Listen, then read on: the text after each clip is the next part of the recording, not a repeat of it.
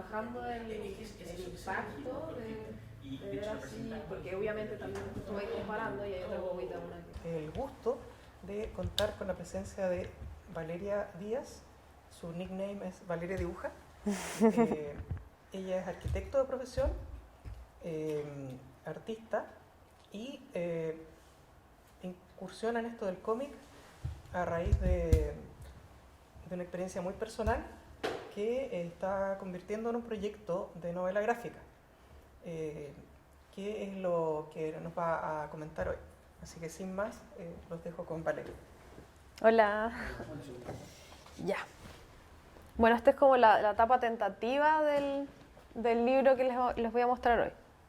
Esta es como la introducción, el prólogo del libro, que muestra, bueno, como Juan Pablo comentaba, yo soy arquitecta, entonces como desde chica tuve afinidad al dibujo, pero después cuando estudié arquitectura se encajonó en el croquis, la ciudad, y después yo volví al dibujo a raíz de terapia. Como que yo era de estas personas que te preguntaba algo la psicóloga y decía, no sé, y yo creo que ella pensaba que le mentía, pero en verdad no soy buena en las palabras. Entonces ella me decía, ya, trata dibujando. Y dibujando avanzábamos más, como que yo podía explicarle y explicarme a mí las cosas que me pasaban. Y cuando partió la pandemia, a mí me echaron al tiro. Entonces yo dije, ya, bueno, ahora voy a estudiar dibujo, que es lo que siempre he querido hacer, pero no he hecho porque la gente que estudia dibujo se muere de hambre, lo que me decía mi familia. Y ahí empecé haciendo un curso, al principio como los clásicos cortitos de doméstica, después con una profe que como estaban en pandemia ya en Santiago siempre hacía sus cursos presenciales, pero partió haciendo cursos online. Entonces ahí yo tuve la oportunidad de conocerla, que es Marcela Trujillo. Maliki es su seudónimo de dibujo. Y ahí con ella nos dijo, bueno, vamos a hacer un ejercicio que es postular al fondar de creación, cada uno elige una temática, y yo elegí diario. Y esa última imagen que se ve allá era como mi idea, que yo iba a hacer un diario sobre la maternidad, yo estaba súper embarazada y iba a ser como el diario más feliz del mundo. Y cuando nació mi hija tuvo un derrame cerebral, entonces ahí cambió el sentido del diario. Esto es como mis referentes, como a lo que aspiraría idealmente. Fritz Kahn, que es un libro que traje ahí para que lo puedan ver, que es un doctor alemán que trabajaba con dibujantes como para poder mostrarle a los estudiantes y a la población en general, porque salía como una enciclopedia en Alemania que explicaba el cuerpo humano a las personas. Entonces ellos armaban estas láminas, que se llama El viaje por el torrente sanguíneo. Iban explicando como con dibujos cómo funcionaba el cuerpo en diferentes partes. Y a mí lo que me gusta de eso es que mezcla algo que yo quería en mi libro, que es que todas las personas puedan entender lo que yo quería dibujar y lo que me explicaron a mí los médicos, que a veces suena como muy difícil de entender. Y mi profe, ella hace, bueno, aparte de cómic, ella estudió en Bellas Artes Pintura, entonces ella hace cuadros donde son muy, ¿cómo se diría? Yo creo difíciles de entender porque es como subjetivos a lo que ella, representativos, pero ella mezcla acá como una enfermedad que tuvo su hija, eso lo sé porque ella me lo dijo, yo si no, no lo podría saber, cómo se lo imagina cómo funcionaba dentro del cuerpo. Bueno, y ella trabaja en color, yo no me animo, yo trabajo en azul. Y algunos ejemplos como de referentes contemporáneos, que el de Elodie Durant, que es el que está ahí, me gustaba porque, a diferencia del mío, ella tenía una muy mala relación como paciente hacia lo que le había tocado en la medicina. Como que se sentía incomprendida o mirada como más bicho. Y después el de Habla María, que habla de la historia de la hija con autismo del autor, también me gustaba porque habla desde el interior de cómo él como papá no pudo ser funcional en el fondo, y eso hizo que también su relación como padres terminara con su pareja. Y bueno, el que no puse de Capitán Gallardo también lo que tiene también de tema autismo es que explicaba al final con unas fichas, como una infografía, para que su hija entendiera como estructuradamente su día. Entonces, como el dibujo los ayudó a comprender, porque cuando yo partí dibujando el libro, me imaginaba, bueno, esto va a servir a mi hijo grande, que tenía 4 años, entender lo que le pasó a su hermana, en ese momento pensando que ella podía quedar muy secuelada, como, ¿por qué su hermana tiene lo que tiene? Que al final no, pero ese era como el inicio de mi intención. Entonces, el dibujo como registro personal habla como de este inicio del diario, cuando era de otra cosa. Y acá en el diario como anécdotas que me pasaban con mi hijo cuando yo estaba embarazada, no sé, cosas que siempre me pregunta él, que yo no sé, y le tengo que preguntar a mi esposo, que también es médico, cómo funcionan. Y claro, cuando yo estaba embarazada, él me preguntaba mucho sobre su parto, como que los niños cuando lo ven en los hermanos se vuelven como un poco autorreferentes. Ay, ¿cómo era esto? Pero para mí... Entonces también me servía al principio del diario como ya, voy a contarte tu historia y después cómo va a ser la de tu hermano. Así que partió así. Y después ya, como obviamente está la parte de ella nace y tiene el derrame cerebral, ahí para mí el dibujo se cambió. En el momento en que pasó, yo recuerdo que escribirle a mi profe de dibujo, bueno, yo ya no voy a seguir en el taller, como que no tiene sentido. O sea, en mi mente pensaba, la gente cuando le pasa algo malo, tiene que estar súper triste y no hacer nada. ¿Cómo voy a estar dibujando? Que es algo como irrelevante para una situación tan terrible. Pero al final lo que pasaba es que cada vez que yo volvía del aneo, igual dibujaba porque como así uno, como que quería notar lo que había pasado, no quería olvidarme de nada, porque también todo va pasando como tan rápido que se confunden los días. Y estos 2 dibujos que los hice en ese momento, fue el de la izquierda lo hice el día antes que naciera, como desde la impaciencia, porque tenía 39 semanas y quería que naciera. Y el siguiente fue cuando ya llegamos a la casa sin ella, que es más como que la mesa representa todo lo que venía después que uno no sabía, que es como ya no está tu guagua, te sacas leche, rezas, aunque supuestamente no creías en Dios, y le pidas a la gente en redes sociales que recen, y estar como también posparto, tener los parches de absorber la leche y todavía tener guata, como todas las mezclas de emociones de aparte de tener una guagua, como estar un poco en duelo. Y acá ya parte como el libro en el momento del parto, que yo le comentaba a Juan Pablo antes de iniciar, que como yo entré no desde el cómic al dibujo, sino yo dibujaba y después entré como en formato cómic. Al principio la mayoría de mis dibujos eran como más abiertos, no tienen viñetas, los textos no son a mano, es como que yo los veía como una imagen en sí cada uno, como si fuera un mini cuadro. Entonces ahí está el gráfico al momento del parto, que yo sentía que era como en estas ondas, y como mi esposo es médico, casi siempre lo que pasaba en general es que le hablan a él y yo estaba como en otro mundo y él iba respondiendo las cosas. No me hablaban a mí y para mí estaba bien, era como ay. Y ahí cuando nació se fue al tiro al aneo, pero ahí no pasó nada. Pero sí me acuerdo de decir, oh, se fue al aneo, ¿por qué se fue al aneo? Y ya el primer día como que estuvo bien, estuvo con nosotros. Y al siguiente día esto trata de relatar el proceso en que de repente ella no tomaba pechuga y después volvía como en sí. Y yo me acordaba en ese momento una mamá del jardín que me había contado que su hijo había tenido algunas crisis epilépticas cuando nació y sus ojitos hacían como... Y yo cuando la vi, yo dije, ella también hace eso que me contaron, que su ojito de repente... Y después volvía normal. Y como era COVID, yo estaba sola, no estaba mi esposo, no podía ver nadie. Entonces yo grabé unos videos y se los mandé a él. Como le dije, oye, mira ahí, que es como la segunda página. Y como, hace unas cosas raras. Y él me decía, no, no es nada, no es nada. Y como se conocen, me decía, voy a hablar con el médico que está de turno, que son como también hacen juntos turno de Manburen, para mandarle tu video. Y ya yo me fui a duchar y ya se lo envió.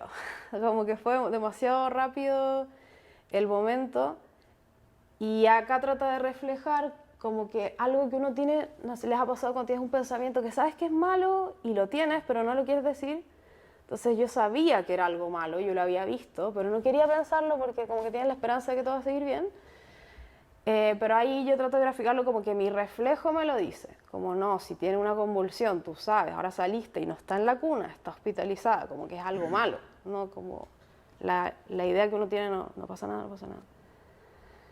Y ya después, como que también ustedes lo han escuchado ese momento en que como compartíamos sala, por un lado estaba yo que lloraba y por otro lado estaba la chica que sí tenía su guagua, entonces era como un círculo súper malo entre que ella me escuchaba llorar a mí y yo escuchaba llorar a su guagua, y era como infinito horrible. Y al tiro como el shock de que ya ahora vístete porque te vamos a decir en qué sala está la neo, y como todas las miles de instrucciones que obviamente uno no pesca, como no puedes tocarte esto, no puedes, porque te tienes que volver a lavar las manos, y no puedes sacar el celular, y no te puedes tocar la cara, y las manos se lavan así y así. Y yo miraba a mi esposo como sabiendo, ya, tú me lo tienes que decir de nuevo, porque... Y después él, cuando llegábamos a la casa, me explicaba, sí, es que el agua corre. Y como cosas que ustedes saben, pero uno como mamá es como, ya, lo estoy pasando súper mal y ahora me tengo que aprender esto, que es imposible.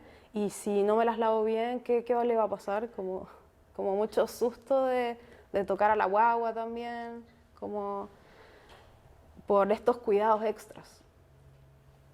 Y acá es como una foto del proceso de dibujo antes de las páginas que le voy a mostrar ahora, que el cuaderno que está ahí cuadriculado era el cuaderno que yo llevaba día a día como 1 a 1, donde yo dibujaba, son como me sale, que siempre es muy desordenado, no tiene sentido, que es como ya lo que me dijeron, lo que viví, y después viene el tratar de ordenarlo como un storyboard. Ya creo que van a ser 10 páginas donde voy a contar esto. Cómo se ordena la parte en que, porque es la parte más difícil para mí, fue dibujar ya, ok, ella estaba convulsionando cuando apenas la trasladaron a la UCI, y al mismo tiempo estaban hablando de los doctores, entre ellos, ya sí creo que es una convulsión, sí, mi esposo decía sí, yo también creo, quizá una infección, como palabras sueltas que uno escucha, cómo lo bajaba yo a mi visión sin meterle como todas las palabras desordenadas. Entonces ahí lo traté de ordenar en la primera imagen, que es como escuchar estas alarmas, que también uno piensa al tiro como, es como las películas, las alarmas, y si hay una alarma es una cosa mala, no sé, como ideas preconcebidas de cosas que uno no ha vivido, porque, bueno, les contaba antes, mi esposo es neonatólogo del Van Buren, entonces por 10 años yo sabía cosas de la neo, pero no sabía en vivo. O sea, jamás me hubiera imaginado que no se escucha ninguna guagua llorando, sino que se escuchan puros pip, pip, pip, y alarmas y luces. Entonces era como, ay, ¿cómo no me di cuenta todos estos años de lo que podía hacer? También como eso. Entonces esas páginas quedaron así, como el personaje al medio, con mi esposo diciendo como que él me va a repetir todo, y todas las instrucciones como en esta nube un poco oscura y confusa. Y de ahí la primera llegada a mi percepción como mamá, que era una guagua con 8000 máquinas, y después mi esposo ayudándome como, ya, mira, no, yo te voy a explicar qué es cada cosa para que no te asuste. Entonces también mi relato tiene mucho de su acompañamiento, que es como un privilegio, porque en general los papás en la neo ninguno era médico, y menos trabajaba donde su hija está hospitalizada, entonces él era como... También era súper, yo me imagino para su compañero de trabajo haber sido terrible, porque él les decía, hagan esto, y todos le decían, doctor, usted no es el doctor jefe de la Aurora. Como que, porque obviamente sus decisiones no eran más racionales, pues eran su voluntad. Así que yo después le decía, no, ustedes hagan lo que tengan que hacer, no le hagan caso a él. Y después, como estas páginas finales de cómo uno representa, me lo anoté para no olvidarme, esta idea de lo que yo aprendí después en la fisiatría, en las terapias de la Aurora, como de la propicepción, como en ese momento que alguien te dice una noticia muy mala, de verdad no tienes noción de tu cuerpo. Como para mí era solo lo que yo escuchaba, no veía bien, no sabía si estaba parada, porque sí recuerdo que alguien dijo así como, traigan una silla, y yo decía, bueno, me puedo desmayar porque en las películas si te desmayas te echan. Entonces como que ya estaré parada, como... Y escuchar, no sé, pues en ese momento de llegar las neurólogas y te preguntan cosas, como que la historia, ¿qué hiciste? ¿Cómo fue tu embarazo? ¿Pasó algo en el parto? Que en general todo lo respondía mi esposo, porque yo estaba como, no sé. Y después ya como sí, ver, hay siluetas, como ya sé que había más gente, pero no me acuerdo quiénes eran, cuántos doctores habían. Y ya después como representado el espiral de de que te tienes que ir a tu casa sin tu guagua, que es algo que antes no lo imaginas, como, oh, esto no es una opción. Y el choque de la realidad de decir, ay, como que también existen otras personas, te va a preguntar tu mamá, la tía, el primo, el amigo, todos los que sabían que estabas embarazada ayer, tu guagua, te van a empezar a escribir. Entonces, yo en eso tuve la suerte que le dije a mi hermana como, por favor, tú puedes contestar todo, yo no quiero pensar en nada. Y todo lo médico también lo respondía a mi esposo, así que como que en eso yo sentía paz mental. Y después ya, obviamente faltan páginas, pero el momento en que yo decido que dibujar podía ser una conexión con ella en caso de que muriera pronto. Como, ¿cómo voy a recordar los días, si vive cuántos días, si su hermano después no se acuerda? Que como es la parte más triste. Pero ahí el dibujo está representado como una luz. Para mí es más fácil si lo veo representado en algo externo. Como digo, ya, eso no lo pienso yo tanto, es mi oscuridad que pienso estas cosas. Yo soy más optimista, entonces como que ahí divido las personas.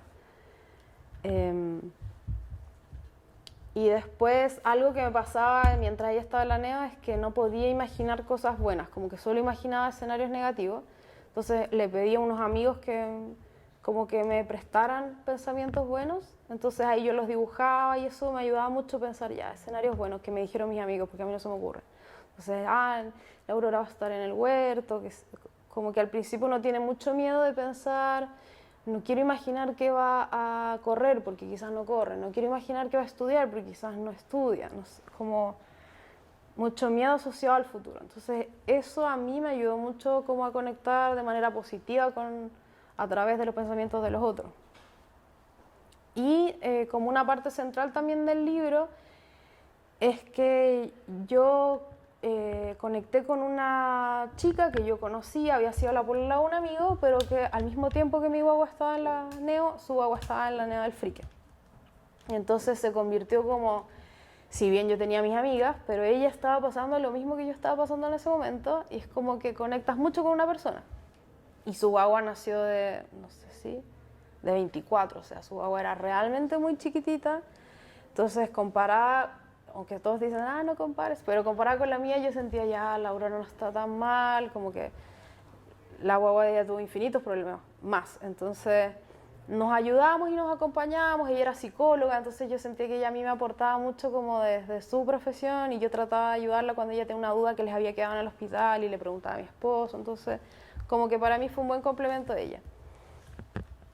Y la última imagen, como por mi formación obviamente, a mí me gusta dibujar la ciudad, es como en Valparaíso, sí entiendo que el momento de la pandemia y uno caminaba por estas calles como vacías por todos lados, yo sentía que todo el mundo estaba como en esta tristeza, como gente que se le había muerto familiares, gente que se quedó sin pega, como que sentía que toda la ciudad, o era mi percepción en ese momento, estaba como igual que nosotros triste. Entonces estos son como lamentos de personas que salen de los edificios y yo y mi esposo caminando al hospital ahí en la ciudad. ¿Es Ecuador, cierto? Sí, es que yo vivía en esa casa, por eso la quise dibujar. Vivía en la del medio. Arriba de la pradera. En el tercer piso, sí. No, en la de enfrente. Ah, ya. Ahí. Entonces también tenía como otro significado para mí. Y esto, bueno, el capítulo de la NEO es el único que no he dibujado porque como cuando yo dibujo conecto demasiado con la emoción de ese momento. Entonces dibujo una página y quedo como una separada, demasiado destruida. Entonces voy pausándolo. Pero estos son los dibujos originales que yo hacía día a día en la noche cuando llegábamos de la NEO. Entonces son para mí como bocetos que tengo que redibujar. Pero la primera cosa que era cuando me tocó poner la vacuna del COVID porque mi hija estaba en la NEO y era en ese momento que yo no quería que nadie me viera, entonces yo iba al hospital y volví a mi casa. Pero ahí me saludó el conserje y como ya lloré. Me preguntaron por qué me iba a vacunar y lloré. Y ahí las enfermeras me abrazaron y dijeron, ay, no se puede, pero te vamos a abrazar. Y yo decía, oh, es la primera vez que me toca gente que no, como que no es de mi familia. Y la representación del Cedile cuando la Aurora estaba en la Ciudad del Mar, ¿es la de 15 Norte? Sí. Que queda en el estacionamiento, en el -2. Entonces era como súper lúgubre llegar allá y bajar al subterráneo. Era súper helado y oscuro y estaba sola en una salita. y como tener que lavarte las pechugas, como que yo decía que esto es muy raro en mi vida, me tenía que ir a un lugar a lavar las pechugas y es como que estoy triste, como que todo se siente peor, como ¿por qué toca hacer esto? En comparación después con el Cedile de Van Buren, que era como compartido y tenía ventanas que iba al sol y en vez de estar sola te pasaban con una mantita de ropa y como que había, quizá otra persona se sentiría más incómoda porque estabas como con muchas mujeres todas en pechuga, pero yo sentía que era como un poco más acogido que estar en el subterráneo de un edificio. Bueno, y el último es como de, ¿cómo sería? De vivir el presente al final, porque yo creo que cuando uno va a visitar a la guagua y siempre estaba enfocada al futuro, como lo que yo me imaginé de que va a estudiar en la universidad podrá ser, y como que todos te dicen, hoy día despertó, hoy día le pasamos leche, y después tú, bueno, pero va a poder caminar, va a correr, y como, pero concéntrate de nuevo, hoy día hizo esto, entonces como que creo que la NEO era muy como dice la gente, vivir el presente, era así como el intensivo de vivir el presente, porque como que el futuro es muy incierto todavía.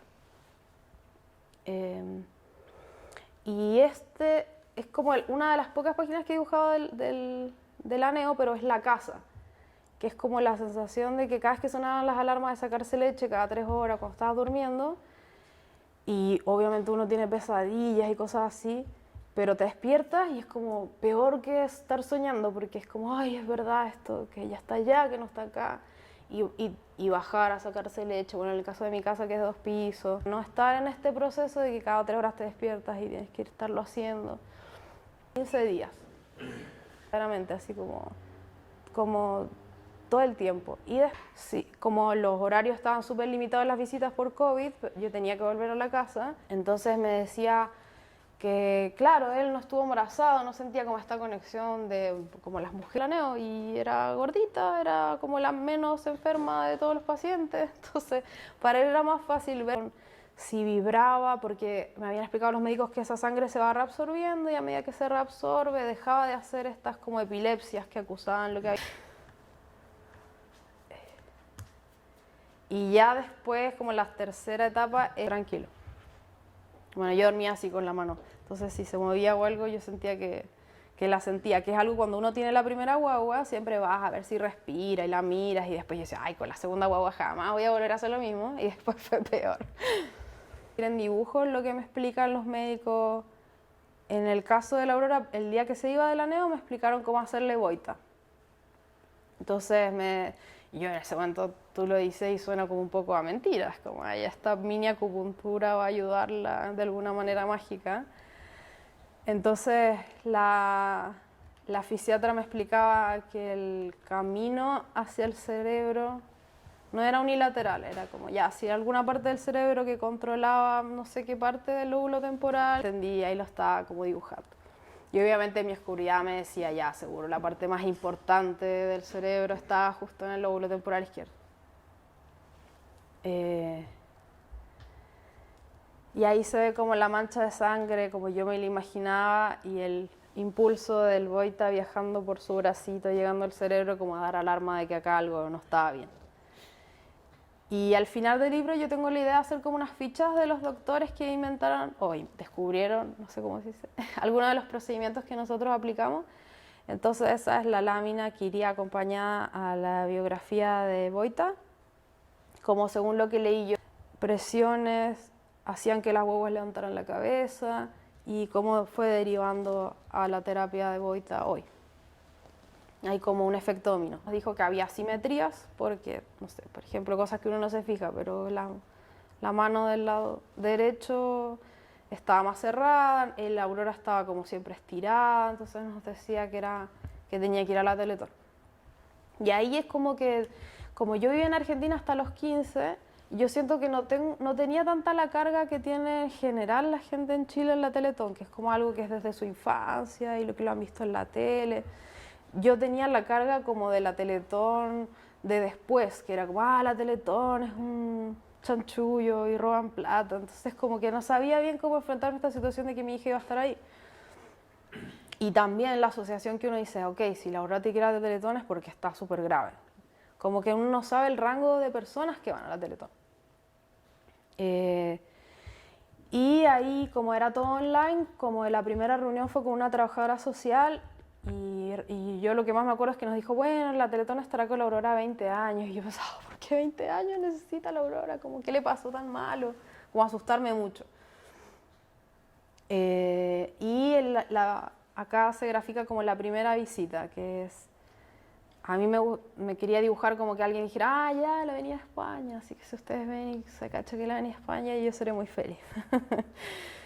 Y ahí llegando a la Teletón y como que a mí me pasaba que cuando gente que no la conocía me decía cosas lindas, a mí me sentía como culpable, como que tenía que decirle, no, pero es que qué linda su guaguita, ojitos, no sé qué. Y después adentro de la Teletón los elogios son todo lo contrario, son como, ¡ay, qué organizada, qué simétrica! Y son muy extraños. Y después dicen, ¿qué son estos elogios? Como tan raros. Bueno, y ahí en la sala de espera también como enfrentarnos a que para mí la Teletón era niños, van y aprenden a caminar y como mucho éxito y gloria. Y nosotros acá en la sala de espera yo me acuerdo estar escuchando que a una niña le sacaban el yeso. Y era... puros gritos terribles, y yo pensaba, ay no, ¿qué nos va a pasar? Y ver niños pasando con órtesis y muletas y cosas, y pensar, ay, a la Aurora usará una muleta, y después pasaba un niño con parálisis cerebral. Y era como, oh, no debí pensar eso, como mucha culpa estar ahí. Y después a futuro, ya después cuando estaba mejor, mucha culpa de que tu hija sea la que está bien en el pasillo caminando, es como, es muy extraña la culpa, cómo funciona ahí. Entonces en esa primera visita fueron 6 doctores o 6 profesionales de la salud, que era la fisiatra, el kinesiólogo, el terapeuta ocupacional. Fue un día larguísimo de que todos la evaluaban y le sacaban la ropa y lo odiaba y lloraba. Pero también se sentía como súper completo, que se estaban viendo todos los ángulos de lo que podía tener. Ella está en el equipo del doctor Baco, y al final era el que te hacía como el resumen de la situación. Ahí yo empecé a aprender como las primeras palabras, que decía, tu hija tuvo una hemiparesia. Lo que se ve es leve, ¿no? Entonces eran los primeros como aterrizajes de decir, ya, ok. Porque al principio a mí me pasaba que yo no quería preguntar nada porque pensaba que la respuesta iba a ser terrible.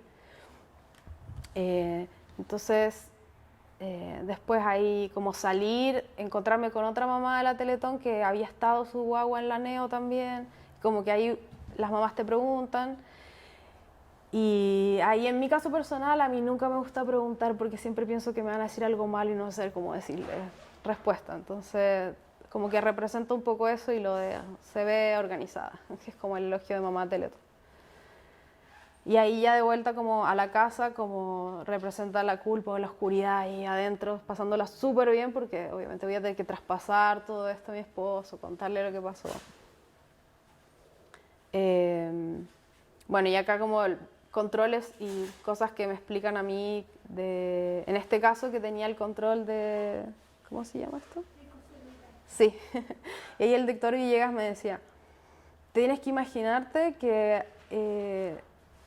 el cuerpo, como donde le sucedió, es un lugar terminal, como si a ti te cortaran una falange, y no como si te hicieran un hoyo en el medio de la mano, que sería más grave de sanar. Así es como el lugar donde está la lesión de la Aurora. Y ahí yo me imagino la mano cortada, no sé. Porque esa es la foto, bueno, es que ahí no se ve porque el escáner no era muy bueno, pero esa es la verdadera foto que mostraban a mí, como esto es lo que tiene, y uno lo mira como, o sea, chino. Y él me contaba que había un estudio de violinistas ciegos, que el lado que habían perdido de la visión se había trasladado como hacia las manos. Y también me acuerdo que me decía, imagina Messi, ¿cómo debe ser la parte del cerebro de Messi de la pierna derecha? Y yo decía, ya no, mejor los violinistas, como que me suena más lógico. Y me decía, bueno, eso es la plasticidad cerebral, cómo van cambiando, cómo se va regenerando esas partes, y lo que tú me explicabas el otro día de las células que se podían cambiar de función. O madres, ¿no? ¿Cómo se llaman? Madres. Bueno, y la otra parte como la de la fisiatría, de las etapas, de los hitos del movimiento, porque después yo sentía, mi primer hijo probablemente no hizo nada de esto, pero daba lo mismo, nadie se fijó. Yo, de hecho, cuando mi hijo tenía 1 año, le dije a mi esposo, el Salvi es zurdo, todo lo hace con la mano izquierda. Y me dijo, no digas eso, es súper malo, los niños no tienen que ser ni zurdos ni diestros a esta edad. Ya, y lo tuvimos que llevar a un control porque yo había dicho eso. Y no tenía nada, obviamente. Pero claro, en el caso de la Aurora, sí, pues todo su lado derecho estaba como más atrasado. Ella me decía cómo hacer que abriera la mano, dónde había que tocar, cómo teníamos que poner los juguetes para que ella tratara de levantar su mano derecha. Y ahí me iba explicando por qué era importante que cumpliera un hito, porque siempre el primer hito implicaba el segundo. Como, mira, si ella no levanta la mano derecha, después no va a poder hacer centro, no va a poder tomar cosas, entonces no va a querer estirar las piernas, no va a poder sentarse, y si no se sienta no va a poder gatear.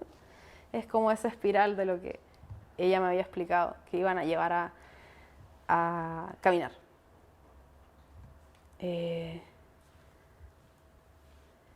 Y después este examen, que para mí también fue uno de los más raros y feos, que era el de la resonancia, porque la Aurora había pasado algo del peso, entonces bueno, mi esposo obviamente no quería que la anestesiaran, y le pusieron el Baby Fix, que era como una guagua bueno, ustedes saben, como así, inflada en toma presión, y lloraba. Y yo estuve con ella adentro, como la hora que estaba llorando, que es horrible, una tortura. Y en el momento que yo estaba ahí, porque uno está en un momento súper triste, pero también vienen con unos pensamientos ajenos a tu cabeza que son como más irónicos y chistosos. Entonces yo decía, pero ¿por qué me hicieron sacar los aros, los lentes? Yo no veía nada ahí. Todo, pero me imaginaba como que mis tapaduras iban a salir volando hacia el resonador, pues decía, por eso es metálico, y después veía ahí cajones metálicos, entonces igual como que decía, un poco mentira lo de los imanes. Y después ya no, concéntrate en lo que está pasando ahora. Y como de repente decían, ya vamos a la mitad, y yo decía, no, como la percepción del tiempo ahí adentro encerrada muy terrible. Entonces obviamente yo salía súper enojada, y era como, ya, siempre yo la llevo al médico y tú te quedas afuera, como... Después ella va a pensar que yo soy lo malo y tú eres lo bueno, y ahí como siempre muy enojada, porque al final en verdad las mamás llevan muchas cosas a los hijos más que los papás. Y yo lo veía en la Teletón, que solamente he visto un papá en, no sé, 2 años. Y claro, y después cuando salió bien era como, ya, todo es amor y felicidad, y ya se me olvida el enojo. Porque ahí salió que no había nada nuevo, que estaba más chico, más reabsorbido. Y como que se veía una cicatriz, esas cosas que tampoco todavía entiendo bien. Y como el dibujo también para mí fue una fuente de rearmar creencias, en el sentido de cosas que uno escucha siempre, no pesca y después te hacen sentido cuando te pasan. En este caso, cuando yo volví a la Teletón, hablaba con la mamá de la otra, que se llama Claudia, porque sabía que ella después también le iba a tocar la Teletón. Me decía, cuéntame cómo fue, como para saber estar más preparada. Y yo le decía que a mí lo que me parecía más raro era que siempre, cuando están haciéndole las terapias, los kines, como que siempre les dicen como, como guerreras, y van a batallar en esto, y van a ganar su batalla. Y yo le decía que a mí no me gustaba cómo sonaba, porque es como, los niños, al mismo tiempo la Teletón tiene un gran porcentaje de niños que no está como por mejorar, están como por mover los músculos, no van, o sea, como de las parálisis no van a cambiar. Entonces como que a mí me sonaba que los ponían en categorías, ya, los que se rehabilitan, los ganadores, los que siguen iguales, los perdedores. Entonces ella me decía que eso tenía un nombre en la psicología, que era la retórica de los guerreros, y que era muy inventado para los adultos, pero a veces se los llevaban a los niños, que era como, los adultos necesitan visualizar que están luchando contra algo, como por ejemplo en el cáncer, y verlo como un enemigo, como tenerlo como un objetivo a ganar, pero que eso en los niños era confuso, porque los niños sí hacían la bajada interna de, bueno, yo estoy perdiendo, estoy ganando, como los confunde. Bueno, y ahí como la idea de que antes, cuando yo como que estudié brevemente cómo había partido las terapias como en accidentes cerebrales, y cómo venía la terapia después de la posguerra, cuando los soldados quedaban todos como secuelados y se habían inventado la carrera del terapeuta ocupacional, como enfocada a que la gente volviera a la actividad laboral. porque decía que antes de eso, cuando alguien nacía con algún evento de esto, como que ya que descanse para que el cerebro se recupere, entonces no se ocupaba el tiempo inicial, que es como supuestamente el más beneficioso, a su favor. Entonces también ahí como mamá pasa como una culpa de decir, ¿por qué estás obligando siempre a llevar una niña que va a llorar a la Teletón y va a llorar y va a llorar? Como, ¿estará bien que yo esté haciendo esto? Porque también pasa que en redes sociales uno ve mucho como de cuentas de personas que es como hay que seguir el proceso, respetar al niño. Si el niño está llorando en terapia, esa terapia no funciona. Entonces hay mucha culpa asociada a las otras cosas que llegan. Y esta es como, bueno, hay partes del libro que tengo que ir dibujando como las guardas o si van a ver una página entera que trata de representar como el ciclo de ese momento del aneo, que es como lo que les contaba de sentirse que por todos lados sangras y pierdes líquidos y agua y lágrimas y leche y después irte sin agua y después despertarte, bajar esta escalera, sacar leche, guardarla, ir a la clínica, después los traslados. Ahí llegar al Van Buren, después estar con la guaguita un ratito y después volver a irte sin tu guaguita. Es como que la lactancia es el reloj central de alguna manera y a qué hora tienes que ir a darle pechuga a la guagua y cosas que después se te olvidan, pero en ese momento es como lo central de tu vida. Y ya para el final del libro, esto es como lo que yo imaginaba cuando empecé dibujando, imaginaba ya, si esto sale bien, el libro va a terminar si la Aurora sabe caminar, o cuando cumple un año, o si la dan de alta de la Teletón. Esas como que yo imaginaba que iban a ser los finales. Pero al final yo me daba cuenta que ella estando en la casa bien, ya era un cierre, porque todavía no la dan de alta, porque son procesos muy largos, porque cuando empieza a caminar no es como mi hijo anterior, que tal día empezó a caminar y fue para siempre lineal, caminó. Con ella fue como partió y después un mes que no quiso y después otro que sí, como que es todo más diferente.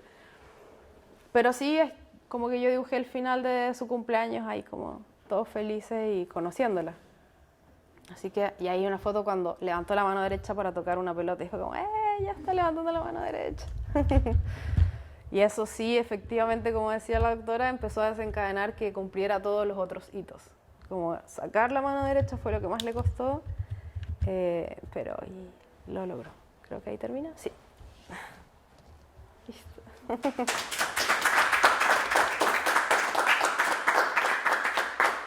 Se lo dejo. Muchas gracias. ¿Tenemos unos minutos para hacer algunas preguntas antes de...? No me pasé. Es lo mejor transmitir una conmoción.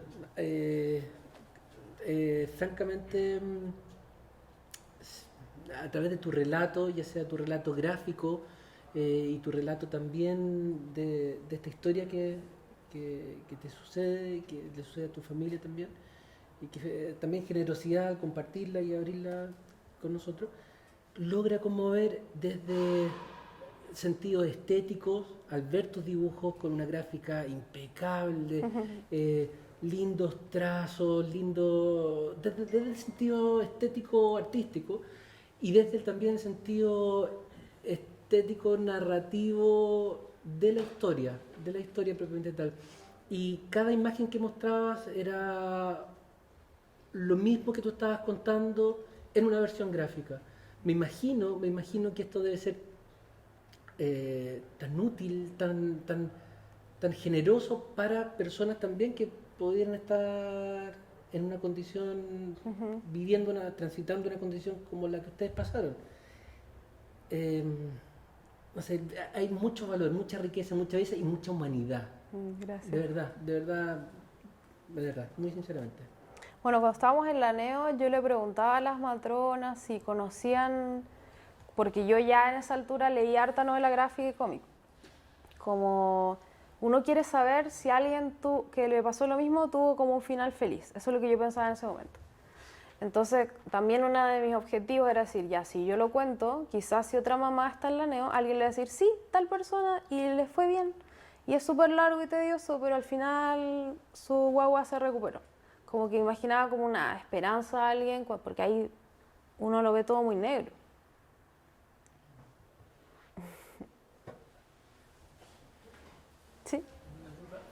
qué azul? ¿Por qué ese color? Empezó porque a mí me da miedo usar color porque siento que no estudié colorimetría ni nada, entonces decía, no. Y me gustaba el azul, era como la pastilla de acuarela que nunca había usado de mi tableta. Y dije, ya voy a usar el azul. Y al final quedó. Y después otra profe que tuve de dibujo de Argentina me decía, ay, qué bueno el azul porque representa el agua y la tranquilidad, pero también la preocupación. Y yo, ya. Entonces como que le hizo bien, pero honestamente fue súper fortuito.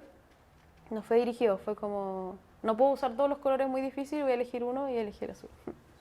¿Cuándo lo vamos a tener? No sé. O sea, es que mi idea es ahora quizá animarme a mostrárselo a alguna editorial para poder que me digan, ya, sí, nosotros vamos a publicar y poder terminar las partes que me faltan. Básicamente el capítulo de la Neo y algunos como conectores, porque sé que a veces salto un tema a otro y como que necesita algo como desde la narrativa de, no sé, una transición. Así que sí, tengo que armarlos como las maquetas. Y hay una editorial en Argentina que sí lo vio, pero quedamos en hablar el año que viene a ver si ya lo había terminado. No.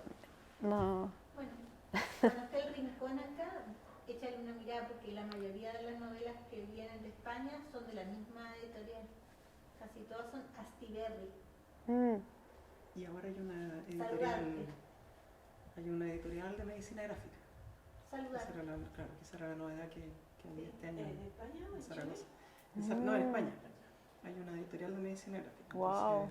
Entonces, es un hito interesante porque a lo mejor puede influenciar a las editoriales de acá que también se animen a... No, este libro es tremendo, o sea, sin duda es la misma editorial que yo te digo que está una posibilidad entre 1000 y varias de esas que nosotros las hemos elegido.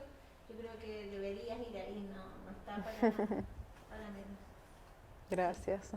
Sí, lo tengo que hacer. Yo le daría otro aplauso. Gracias.